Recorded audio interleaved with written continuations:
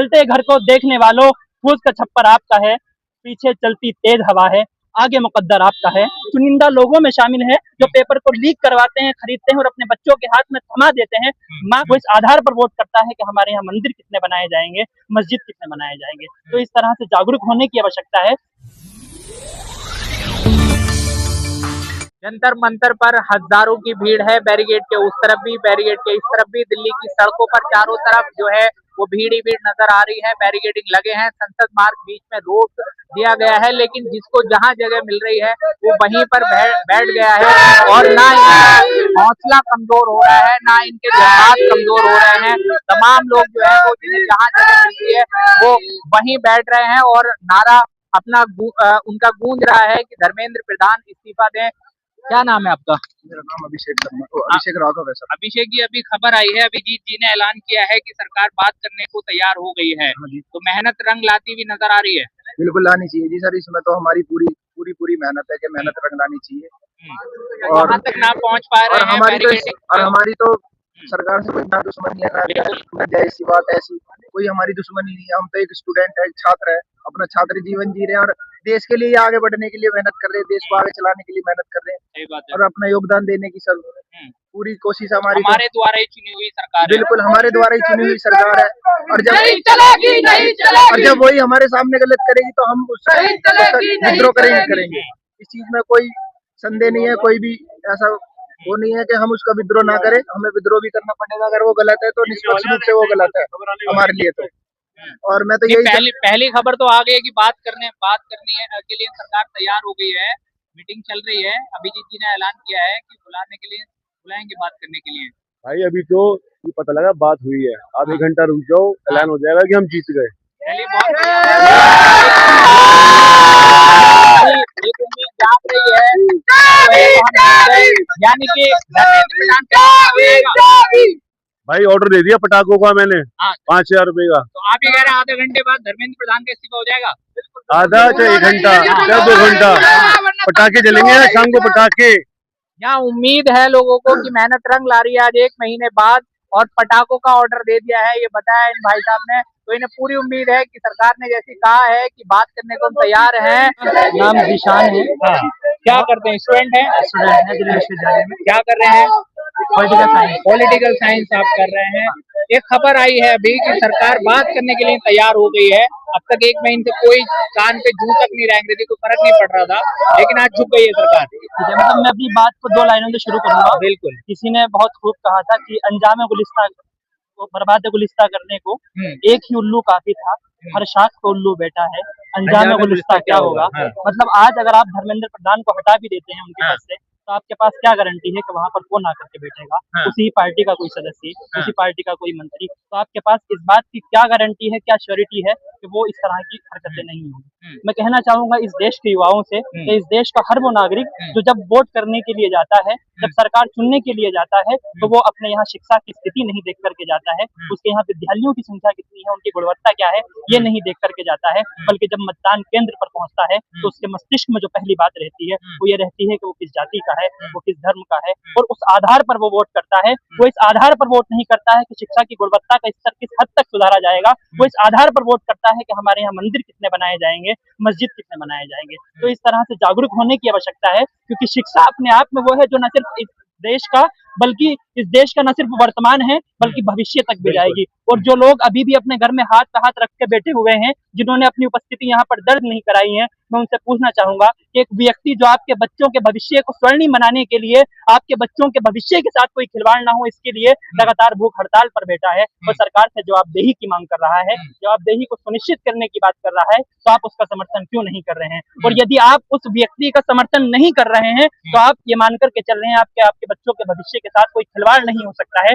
और यदि आप ये मान करके चल रहे हैं तो आप बहुत बड़ी गलतफहमी में हैं, या फिर आप उन चुनिंदा लोगों में शामिल हैं जो पेपर को लीक करवाते हैं, खरीदते हैं और अपने बच्चों के हाथ में थमा देते हैं।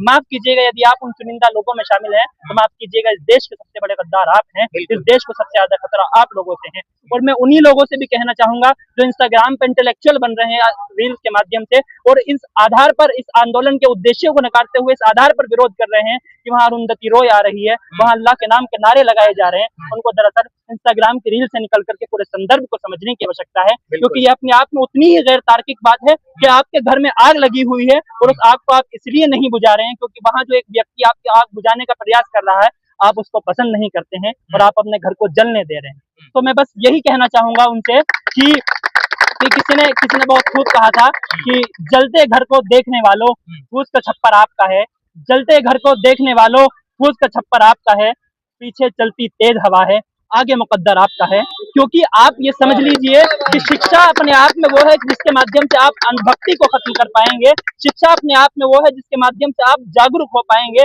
जिसके माध्यम से आप स्थिर हो पाएंगे। और शिक्षा हर उस व्यक्ति के घर तक पहुंचनी चाहिए जो इस देश का नागरिक है, जिसको शिक्षा का अधिकार है और उसको शिक्षा हासिल करनी चाहिए। जब संविधान के 21 में शिक्षा का मूल अधिकार बनाया गया तो उसका उद्देश्य सिर्फ शिक्षा हासिल करना नहीं था, बल्कि ये था कि शिक्षा गुणवत्तापूर्ण प्रदान की जाए, शिक्षा की गुणवत्ता अपने आप में महत्वपूर्ण हो, शिक्षा सभी को पारदर्शी तरीके से दी जाए, निष्पक्ष रूप से दी जाए। मैं मुस्लिम हूँ और सरकार जब 3 तलाक जैसे कानून पर बात करती है, सरकार जब 3 तलाक जैसे मुद्दों को लाती है, तो मैं वो व्यक्ति था सबसे पहले जो सरकार की इन चीजों का समर्थन करता हूँ और अपने घर परिवार की महिलाओं को ये बताता हूँ कि तुमको शोषण से बचाने के लिए है। इसके अतिरिक्त जब सरकार वक्फ संशोधन बिल लेकर के आती है तो मैं वो व्यक्ति था जो अपने घर परिवार के सदस्यों को, अपने गांव के सदस्यों को ये बता रहा था कि वक्फ संशोधन बिल पारदर्शिता को सुनिश्चित करने के लिए है, वक्फ संशोधन बिल पारदर्शिता को, जवाबदेही को सुनिश्चित करने के लिए है। और यदि सरकार कल को समान नागरिक संहिता अर्थात यूसीसी लेकर के आती है, यूनिफॉर्म सिविल कोड लेकर के आती है, तो मैं वो व्यक्ति रहूंगा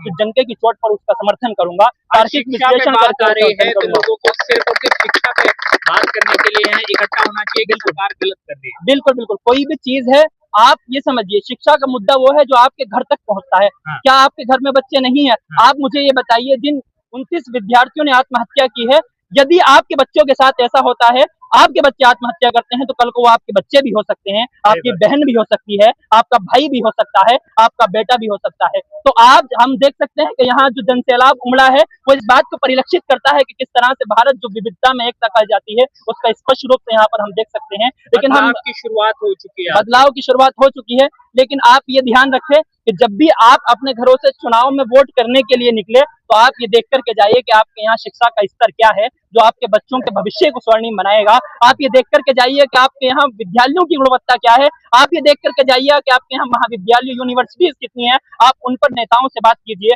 आप उन पर सवाल कीजिए, ना कि सिर्फ इस चीज पर सवाल कीजिए कि आप हमारे यहाँ कौन सा मंदिर बनाएंगे, ना सिर्फ इस बात पर सवाल कीजिए कि आप कौन सी मस्जिद बनाएंगे। आप तार्किक विश्लेषण कीजिए, वो सभी कीजिए। इसलिए मैं आपके चैनल के माध्यम से इस देश के समस्त युवाओं से और इस देश के समस्त नागरिकों से कहना चाहूंगा कि आज जो ये अपने आप में हरकत हुई है और ये जो चीजें देखने को आ रही है, चलिए आज हम मान लीजिए इस्तीफा हो जाएगा तो वही बात है कि वहां से हट करके कोई दूसरा व्यक्ति आ जाएगा, तो आपके पास इस बात की क्या गारंटी है कि वो ऐसा नहीं करेगा। इसलिए यदि आप जब अगले चुनाव में जाए तो आप इस चीज को ध्यान दें और नेताओं से प्रश्न करें इस बात को लेकर के कि आप हमारे बच्चों की शिक्षा के लिए क्या करेंगे, आप हमारे यहाँ विद्यालयों के लिए क्या करेंगे। इसके साथ वो करना बहुत बहुत धन्यवाद। और मुद्दे की बात है कि जब चुनाव होता है तो मुद्दों पर चुनाव होना चाहिए, ना कि धार्मिक तौर पे, ना कि जातिगत तौर पे। बात सिर्फ होनी चाहिए एजुकेशन पे, हेल्थ पे, जो इंसानियत के मुद्दे हैं उन पे अगर चुनाव होगा तो इस तरह से युवाओं को या देश के नागरिकों को सड़कों पर आकर विरोध प्रदर्शन करने की जरूरत नहीं पड़ेगी। मैनिफेस्टो में शिक्षा का मुद्दा सबसे ऊपर होना चाहिए, यही आज के युवा की डिमांड है। और ये युवा जब आज दिल्ली के जंतर मंतर से, जो लोकतांत्रिक धरती माना जाता है, लोकतंत्र की आवाज उठाने वाली जगह मानी जाती है, तो वहां से अभी आवाज उठी है। तो अगर धर्मेंद्र प्रधान का इस्तीफा होता है तो कहीं ना कहीं ये एक शुरुआत होगी बदलाव की, एक डर की, कि मंत्रियों में या गलत करने वालों में एक बात आएगी कि हमसे इस्तीफा भी लिया जा सकता है, हमें हटाया भी जा सकता है। तो कहीं ना कहीं एक शुरुआत होगी। लेकिन मुद्दा यही है कि जो जनता सरकार बनाती है वो जनता सरकार बदल भी सकती है। तो जब भी अगली बार वोट किया जाए तो सोच समझ के, और सरकारों पार्टियों के मैनिफेस्टो जो शिक्षा और स्वास्थ्य पे काम करते हो, जो भविष्य के लिए काम करते हो, जो ना लड़ाने की बात करते हो, उन मैनिफेस्टो को देखकर वोट दिया जाना चाहिए।